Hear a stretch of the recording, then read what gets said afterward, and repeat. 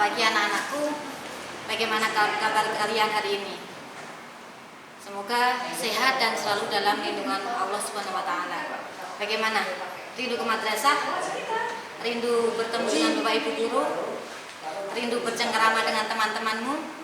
Atau rindu bolos ke kantin di saat jam pelajaran?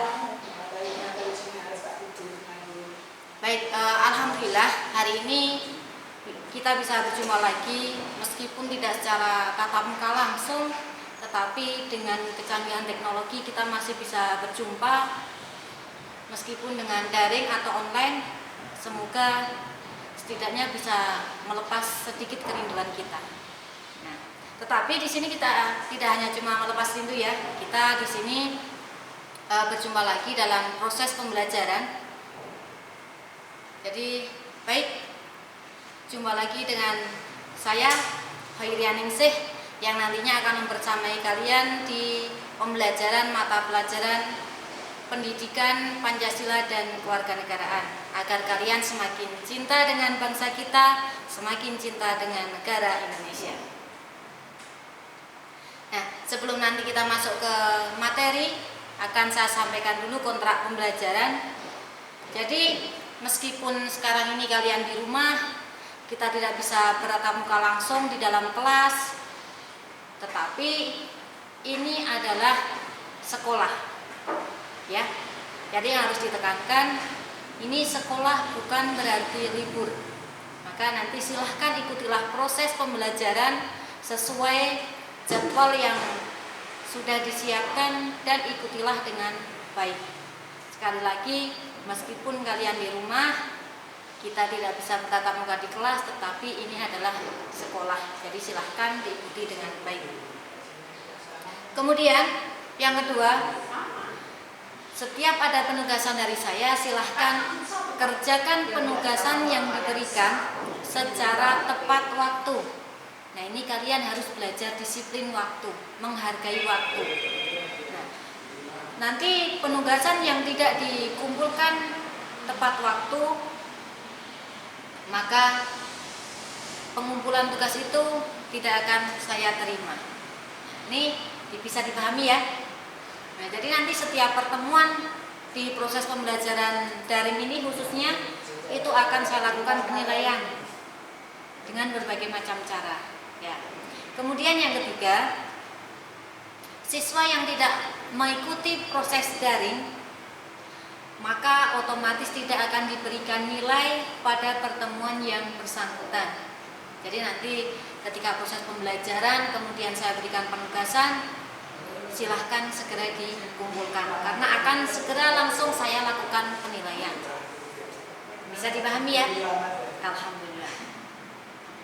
Nah, sebelum nanti masuk ke materi, akan saya sampaikan dulu materi pembelajaran PKN kelas 9 semester 1. Nah, sebelumnya saya ucapkan selamat untuk anak-anakku, kalian sudah berhasil menyelesaikan proses pembelajaran di kelas 8 meskipun di akhir pembelajaran harus kita berada di tengah-tengah pandemi, tetapi alhamdulillah kalian sudah bisa naik ke kelas 9. Selamat ya. Nah, di semester 1 ini kita akan mempelajari bab pertama, yaitu tentang norma. Jadi materi tentang norma ini sebenarnya sudah kalian pelajari dulu di kelas 7. Nanti di kelas 9 ini kita tinggal memperdalam lagi. Kemudian di bab yang kedua masih ada kaitannya dengan norma, yaitu materi tentang tata urutan peraturan perundang-undangan. Juga pernah kita singgung di kelas 8 lalu. Jadi bagaimana peraturan perundang-undangan di Indonesia, nanti ada Undang-Undang Dasar Negara Republik Indonesia tahun 1945, ada TAP MPR, sampai ke peraturan terbawah, yaitu ada Perda Kabupaten atau Kota. Nah, untuk pembelajaran kali ini kita akan masuk ke bab pertama, yaitu mengenai norma. Setelah melakukan proses pembelajaran ini, diharapkan kalian mampu memahami norma-norma yang berlaku dalam kehidupan bermasyarakat untuk mewujudkan keadilan. Jadi nanti kita norma, ini sudah kalian pelajari di kelas 7, bahwa apa itu norma, pengertiannya apa, untuk apa, fungsinya, nanti akan kita bahas secara satu per satu. Setelah kita ke pengertian, nanti kita akan pelajari apa itu norma agama. Nah, biasanya norma agama ini diberlakukan sesuai dengan agama dan keyakinan yang dianut oleh masing-masing orang. Kemudian pembagian norma yang kedua ada norma kesusilaan. Norma kesusilaan ini munculnya dari hati nurani kita. Yang ketiga ada norma kesopanan yang berasal dari masyarakat. Makanya norma antara masyarakat yang satu dengan masyarakat yang lain itu bisa saja berbeda-beda. Dan yang terakhir, pembagian norma adalah norma hukum yang berkaitan dengan peraturan perundang-undangan yang berlaku di negara Indonesia. Baik, sekarang kita akan masuk ke pengertian norma. Sebelumnya bisa kalian amati gambar berikut. Silahkan amati gambar ini. Ada bapak-bapak yang sedang membuang sampah di sungai. Apakah ini termasuk pelanggaran norma? Silahkan direnungkan. Nah, kenapa? Alasannya kenapa? Kok perilaku bapak-bapak ini dianggap sebagai pelanggaran norma?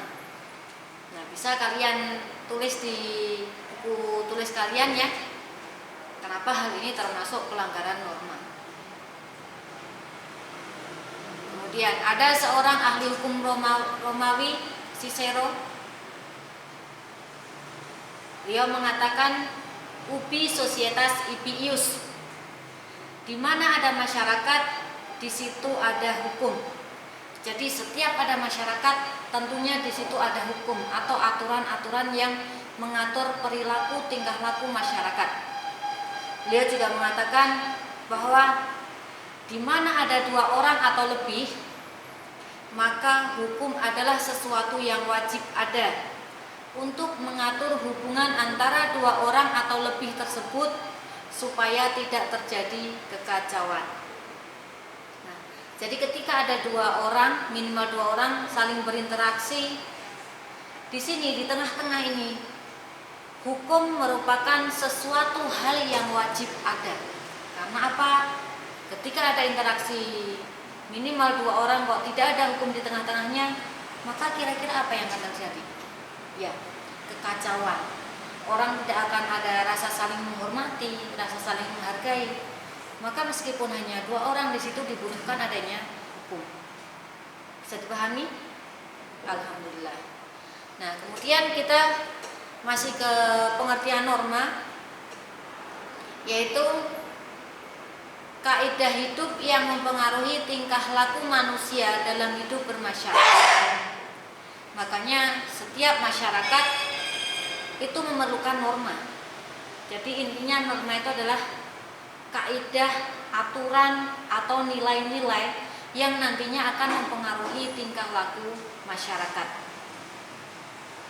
Jadi antara masyarakat yang satu dengan masyarakat yang lain itu bisa saja berbeda norma atau aturan yang berlaku. Saya teringat dulu ketika berkesempatan di Flores, di daerah yang cukup terpencil. Di sana ketika kami berkumpul dengan masyarakat, kemudian disaji jamuan, maka orang akan menikmati jamuan itu. Misalnya makan besar, makan nasi. Setelah selesai mengambil, selesai dimakan, maka orang itu akan antri lagi. Untuk apa? Untuk mengambil nasi lagi. Jadi tambah istilahnya. Kalau itu diterapkan di Jawa, kira-kira sopan tidak? Tidak kan? Maka antara masyarakat yang satu dengan masyarakat yang lain itu bisa saja berbeda normanya, tergantung kebiasaan-kebiasaan yang berlaku di masyarakat. Kemudian definisi norma yang lainnya adalah aturan atau ketentuan yang mengatur kehidupan warga masyarakat, dipakai sebagai panduan, tatanan, dan pengendali tingkah laku. Jadi dengan adanya aturan, maka perilaku masyarakat itu akan dikendalikan. Masyarakat tidak bisa berperilaku semaunya sendiri, sesukanya sendiri. Karena apa? Karena di situ ada norma atau aturan yang mengaturnya. Ini bisa dipahami ya? Bisa sambil kalian catat di buku tulis kalian masing-masing. Nah, silahkan amati gambar ini.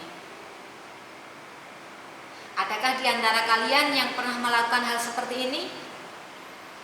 Ketika ujian, ternyata disaku di lengan tangan, terselip selembar kertas kecil mungil. Pernah? Apakah ini merupakan pelanggaran norma? Jika tindakan ini merupakan pelanggaran norma, kira-kira kita harus bagaimana? Ya, silahkan direnungkan masing-masing ya. Semoga kejadian-kejadian atau perilaku yang seperti ini sudah tidak ada lagi di tempat kita. Kemudian amati juga gambar yang ini. Apakah tindakan ini merupakan pelanggaran norma? Kalian masih ingat setiap pagi kalian harus menunggu apel pagi selesai di keluar pintu gerbang karena terlambat masuk sekolah? Kira-kira pelanggaran norma atau bukan? Kalau iya, maka harus kita ubah dan kita hilangkan pelan-pelan, ya. Yakin bisa. Ya. Jadi pada intinya norma itu berisi aturan, nilai-nilai atau kebijakan